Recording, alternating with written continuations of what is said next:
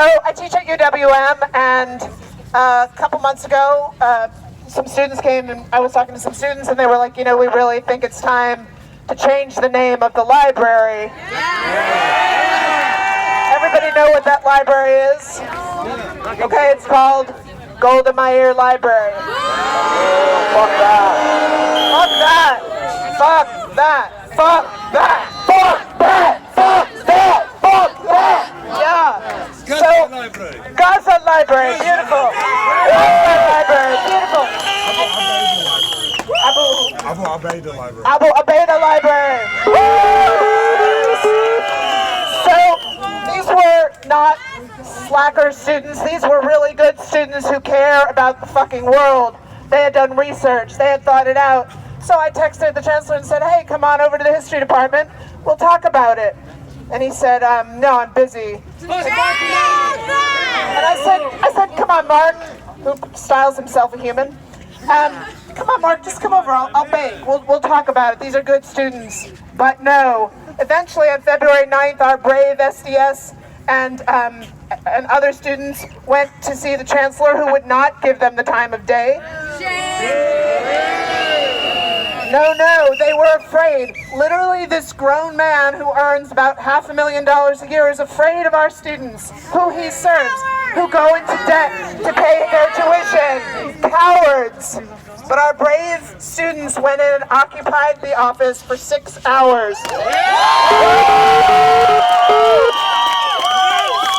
Unsurprisingly, this ended badly because they called 12 different precincts out to police the area. 20 students armed with, wait for it, a box of donuts.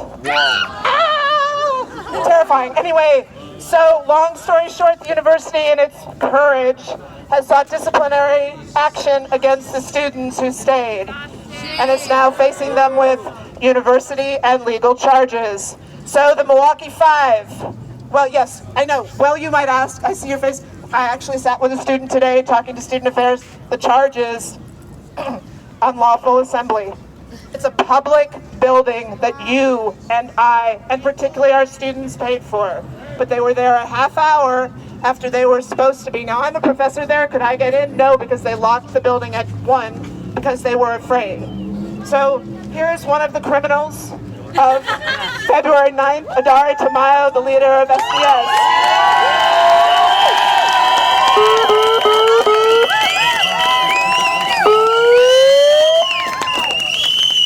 From MKE to Palestine! MKE to Palestine! Occupation is a crime! Occupation is a crime! From MKE to Palestine!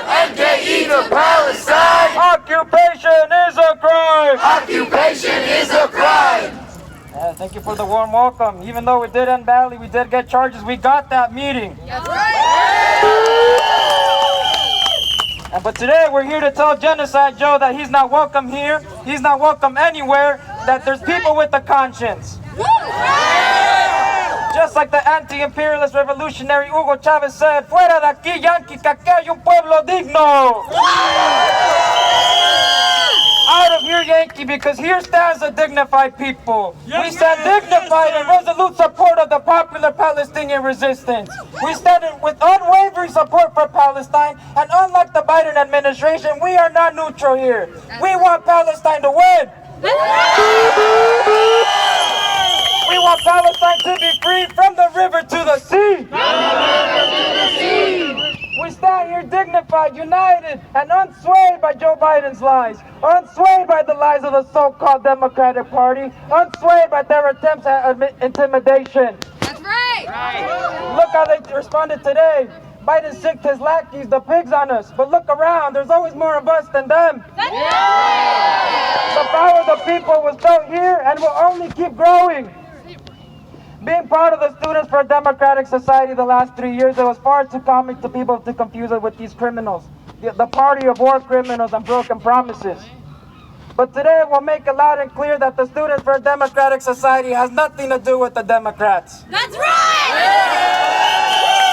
We have nothing to do with genocide abettors. We have nothing to do with the party that keeps people in cages, that deports our relatives, that invades sovereign peoples, that drops bombs and perpetuates worldwide suffering in the name of capital. SDS says down with Genocide Joe, and down with the Democrats, and down with anyone who stands against liberation. The butcher Genocide Joe has no right being here as the U.S. continues his war criminal path. No right to be here as the U.S. opens up military ports in Gaza to aid in the displacement of Palestinians as they ramp up their military invasion disguised as aid. Shame! Over 30,000 people have been murdered by the arms that Genocide Joe has helped to provide the settler colony. This is injustice October 7th. This is since its early days in Congress. In 1986, as many of us would already know, Joe Biden said that this is the best $3 billion investments we can make. And he not only said that, but he said if Israel didn't exist, the U.S. would have to invest in Israel to protect her interests. But Biden's memory was already failing then. The U.S. already did help invent the settler colony in Israel when it took over the Zionist project from the British. True. That's right. Let's not forget that Biden is 6 years older than Israel. And just like Biden's time in office, and like the brother here alluded to, is up everywhere else, Israel's time in existing on stolen land will soon come to an end. That's right! We see the hypocrisy and blatant disrespect of the Biden administration in the recent weeks, claiming to push for a ceasefire, opening up a port, and to supposedly facilitate aid and to help move Palestinians, and dropping measly airdrops like the doctor mentioned into an ocean, and even airdrops that led to more deaths. But they felt the pressure. They know that their time in office is counted. Yes, sir. But let's not be fooled. Never again will we buy their false promises. No. The crimes of the Biden administration can never be absolved. 30,000 people and counting have been murdered with U.S. funds and weapons, and not to mention the lives lost and people displaced since 1948, and the countless crimes committed around the world by the so-called party of the Progressive Party. We say no more. No more. For those that think that condemning the Biden administration and Democrats at large is somehow doing the Republicans a favor, I say that the Democrats and Biden have done nothing but collude with the Republicans on imperial endeavors. Biden is using my relatives as a pawn for attaining more military aid. Biden is calling my relatives illegals. Cities ran by Democrats are expanding police budgets, calling the National Guard to patrol public transit. They have broken down the little protections we have against wrongful searches and seizures, against our First Amendment rights. But if that's not enough, Biden is fueling a genocide. When the lesser of two evils is funding and arming a genocide, it's time to get serious and realize that this system is not democratic. Join us and our comrades across the country this summer in letting the two ruling class parties know where the masses of people stand. On July 15th, a coalition to march on the Republican National Convention will take the people's demands to the streets and let reactionaries know that they are not welcome in Milwaukee. A month later, on August 19th, we'll once again join comrades across the country to march against the Democratic National Convention in Chicago. The ruling class parties will feel the power of the people. Just like 50 years ago when the DNC was in Chicago and groups like the Students for a Democratic Society, the Southern Christian Leadership Conference, the Young Lords and the Black Panther Party and many other revolutionary organizations gathered primarily for their opposition to the U.S. war in Vietnam. Today we gather united in our support for a free Palestine and a world free from oppression in all its forms. But this support has been met with repression, but we will not back down. Tomorrow we will hold a rally and march starting at the UWM campus library at 3:30. We will continue demanding that university ends all ties with so-called Israel despite the criminal charges and repression we're facing.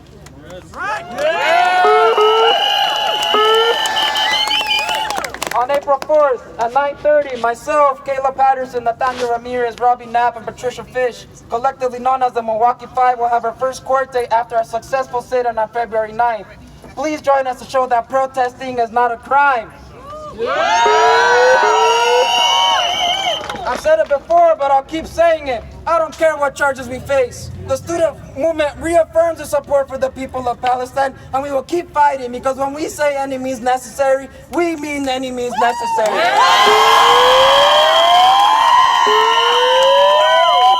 When Palestine's under attack, what do we do? Fight back! What do we do? Stand up, fight back! What do we do? Stand up, fight back!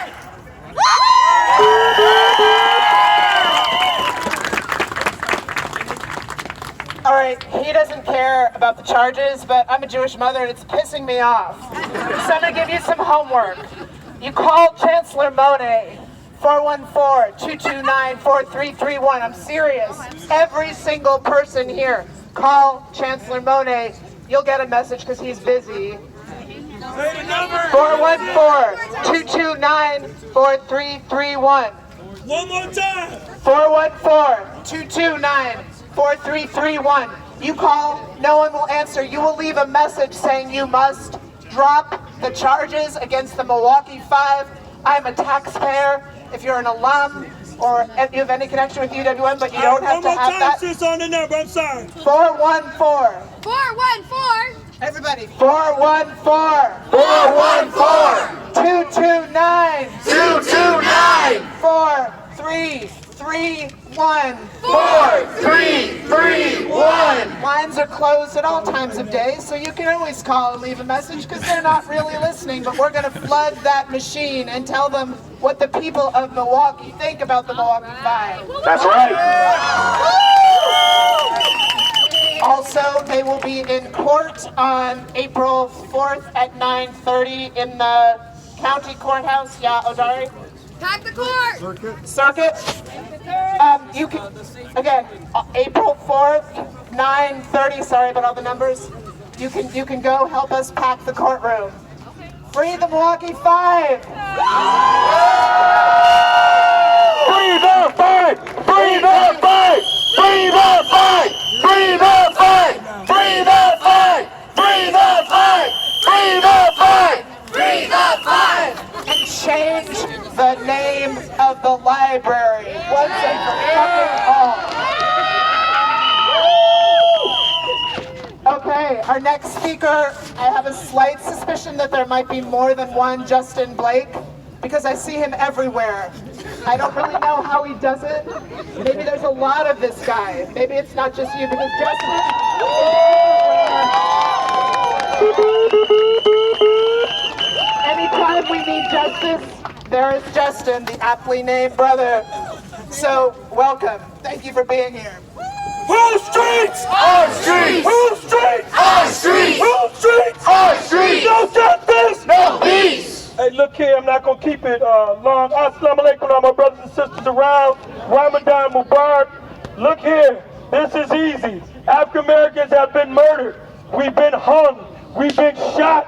We've been violating our civil rights in every way you can think, as my nephew Jacob Blake was shot 7 times by the Kenosha police. Shame!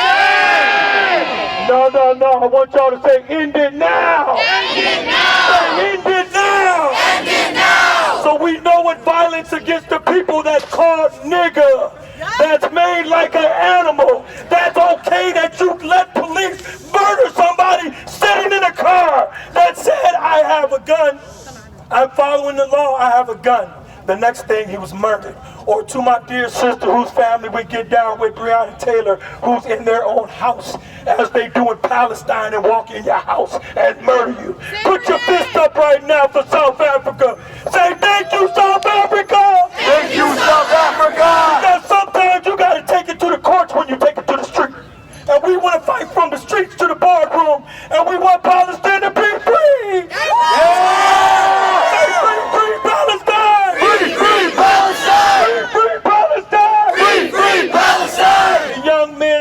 That just spoke, and the sister that went over there to do a nursing practice and try to heal the people of Palestine. When you leave here, go home and pray to whoever you pray to.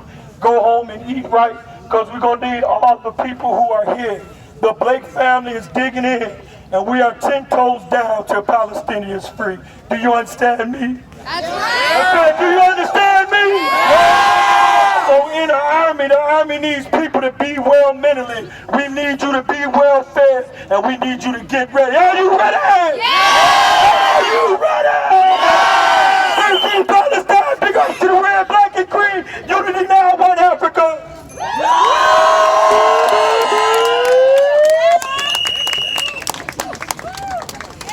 All right, there's one more speaker, and sorry, but it's me. So I just want to tell you that on May 1st, on May Day, our beautiful Milwaukee tradition of marching with our immigrant brothers and sisters will continue. Meeting at Washington and 5th at 10:30 a.m. Christine, somebody confirm. 10:30, Washington and 5th. May Day, yes, please come on May 1st at 10:30. 10? Okay, you can find more information at the Milwaukee Village website, I would imagine, or online. Okay, so as I said, my name is Rachel Ida, and I'm here representing Milwaukee.